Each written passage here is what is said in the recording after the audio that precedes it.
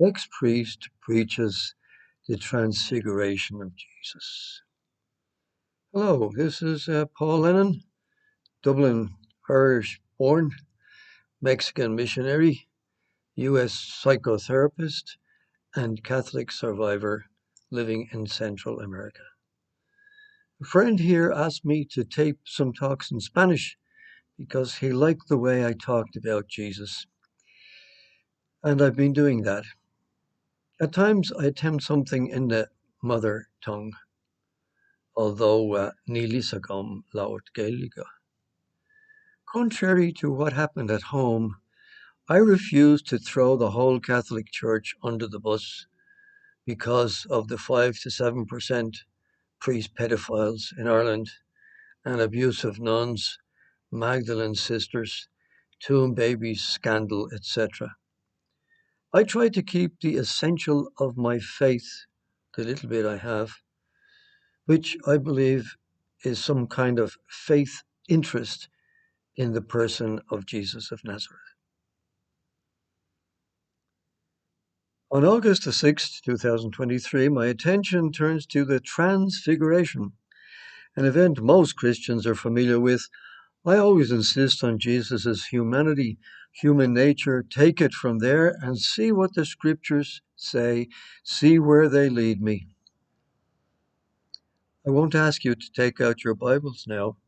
You might think I belong to some Bible-based church or just became an evangelical.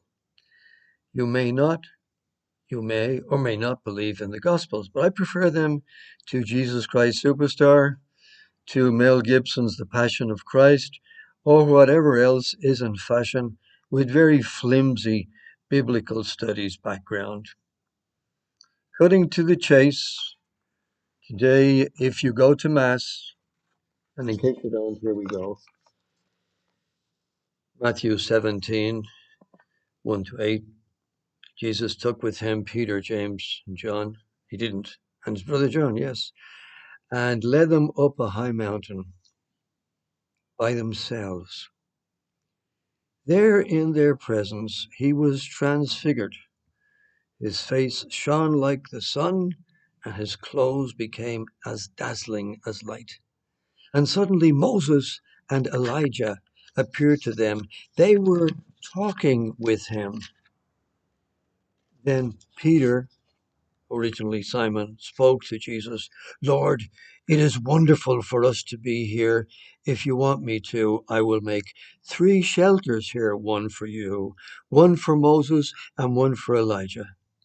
He was still speaking when suddenly a bright cloud covered them with shadow, and suddenly from the cloud there came a voice which said, This is my Son, the Beloved. He enjoys my favor. Listen to him. When they heard this, the disciples fell on their faces, overcome with fear. But Jesus came up and touched them, saying, Stand up, do not be afraid. And when they raised their eyes, they saw no one but Jesus. Remember that the disciples had been familiar with the human Jesus, their teacher, their rabbi, their friend, eating and drinking with him, traveling with him, sleeping whenever they landed at day's end. They hear him preach eloquently, telling little stories, parables, and at times they've seen him moved to perform healings. But this was something special. Here was their familiar master on the same level as Moses, the man who spoke with God, and Elijah, the greatest of the prophets, according to the Jewish tradition. Let me quote a moment from a book I like, which is called, what is it called? Biblical Theology by Leon Dufour.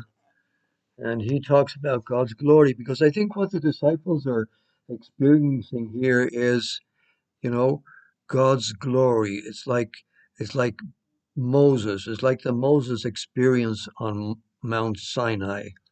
And Dufour explains this certain excerpts with the Bible. He says, in the second type of divine manifestations, the glory, the visible reality, is flashing radiance, the divine being itself. Hence the prayer of Moses, give me the grace to see your glory. Exodus 33:18. On Sinai, the glory of Yahweh took on the aspect of a flame crowning the mountain. From having drawn near in the cloud, Moses returns, the skin of his face radiant with such glory, says Paul, that the children of Israel were not able to gaze upon him. So Jesus' three closest friends, followers, may be thinking at this time, could this man, our friend, the preacher, the rabbi, who has done some marvelous deeds, could he be the Messiah, God's anointed one, the promised one? My Jewish guide in Jerusalem, not so long ago, I kind of cornered him and I asked him, he was a Jewish guide and he was teaching us, he was showing us Jesus's land and telling us about Jesus's preachings and Jesus's miracles. And then I kind of focused in on him and I said, Jose, whatever your name is, David, what do you really think about Jesus? You're a guide, you'd be talking about him for us Christian pilgrims, but you as an Argentine Jew from Buenos Aires, been preaching, teaching us and talking to us in Spanish for almost a week now about Jesus and his land and what happened to him and the places he lived and the lake where he recruited his fishermen, the place he was born, the place he was crucified, and the place where he ascended up to heaven in that Garden of the Olives, Gethsemane. And I asked him, what is Jesus to you as a Jew? And he says, do you really want to know? I said, yeah, I'm not offended. I'm an open-minded Catholic. He said, well, for us, he's just a false prophet. So this is a challenge to us. What do we believe? What do we think about him? We only have the Gospels.